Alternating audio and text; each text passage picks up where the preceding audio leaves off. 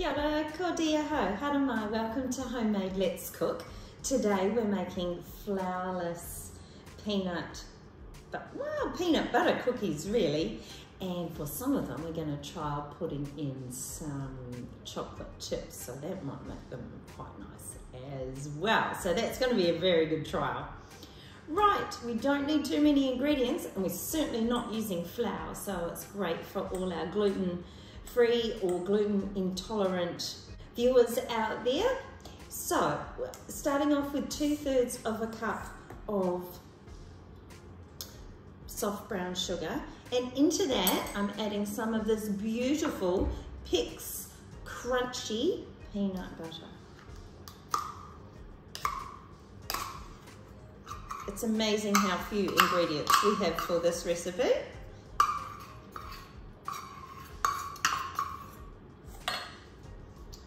All right, and I'm going to incorporate those two together. I've also got an egg, and I've already whisked that, so that's going to be added into this as well. So I'm going to make half of the mixture without chocolate chips and half of it with,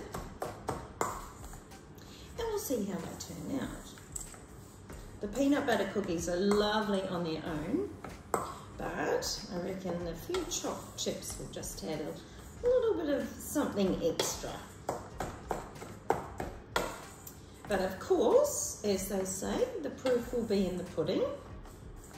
But I've got some vanilla essence here as well, and I'm actually going to pop that in now. Now I haven't got much left in my little jar here, but we need a teaspoon, so we'll pop that in.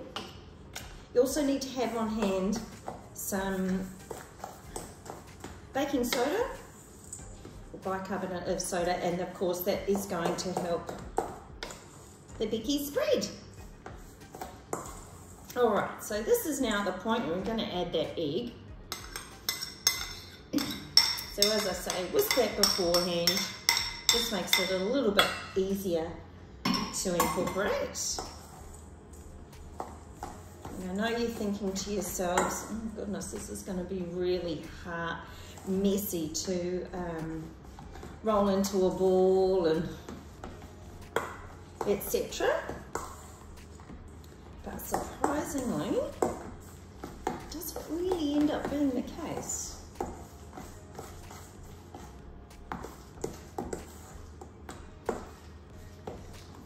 Good mix. Sometimes your biscuit mix does get a bit sticky anyway, as you all know. Right, so now I'm going to add in half a teaspoon of baking soda, bicarbonate of soda. Just sprinkle that over. Mix that through. Of course, I've got the oven on to 180. Now these biscuits are going to take about 10 to 14 minutes to cook, but you know your oven. So, and given mine, I'll certainly keep an eye on it. All right, now I've got baking trays, make sure they're lined.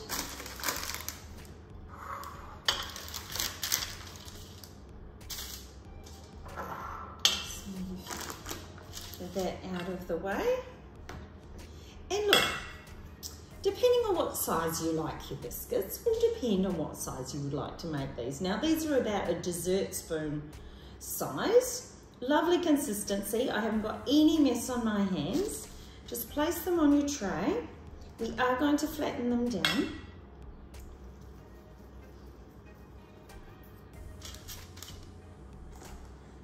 Doesn't make a lot of biscuits, I have to say.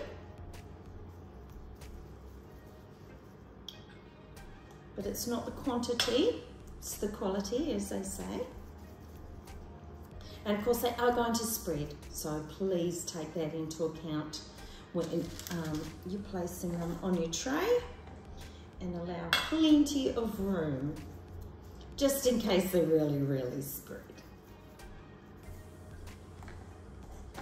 So I'm probably going to make 4, possibly 5. But as I say, I do really want to allow space for them to spread. So I'm just going to start that flattening process there. I'm just patting them down with my hands. You could use a fork. Now I'm just going to add, this is probably just a tablespoon and a half of dark chocolate buttons, but I've actually cut them up a little bit. If you've got dark chocolate drops, they would be perfect, or dark chocolate pieces. Just give that a bit of a stir.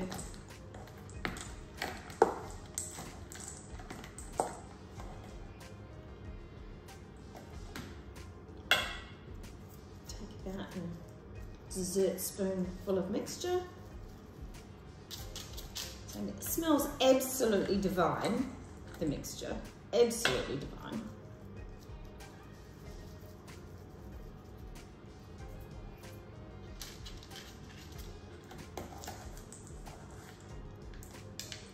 Not a great recipe if you've got a nut allergy, obviously, but if you've got friends who are dairy-free, certainly can check out the ingredients on your peanut butter and see what that has been made with. You might be able to find a dairy-free peanut butter that you could cook with. So it looks like I'm going to make, I haven't really got enough for another one, so I might just make, oh no, I probably have. So I'm going to make 5.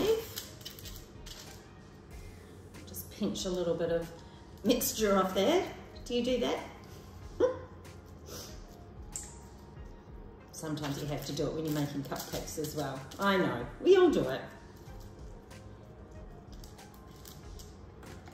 All right, so I've actually only made 9 biscuits in total, but it's a fantastic 9 biscuits. And you will not be disappointed with the results.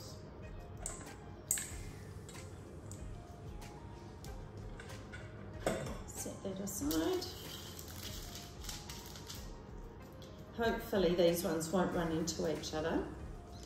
I'm a little bit nervous about that because I know they do spread quite a bit.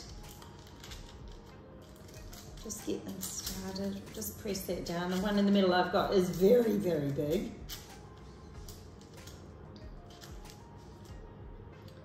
All right, so there we have it, into the oven, and I look forward to seeing the results, particularly of the chocolate chip ones, which I have just trialing on you today. I'll see you soon. So here we have our biscuits, straight from the oven. You'll notice they are still very, very soft, but what will happen is that they will crisp up on the trays. So once they start to cool down a little bit, you can lift them off and transfer them to a wire rack. Otherwise, you could just leave them to cool on the tray as well. So all that's left to do is wait for them to cool down and present them to you. So thank you for joining us for our homemade Let's Cook. I really hope you've enjoyed making our Flowers peanut butter cookies. Take care. Ka kite.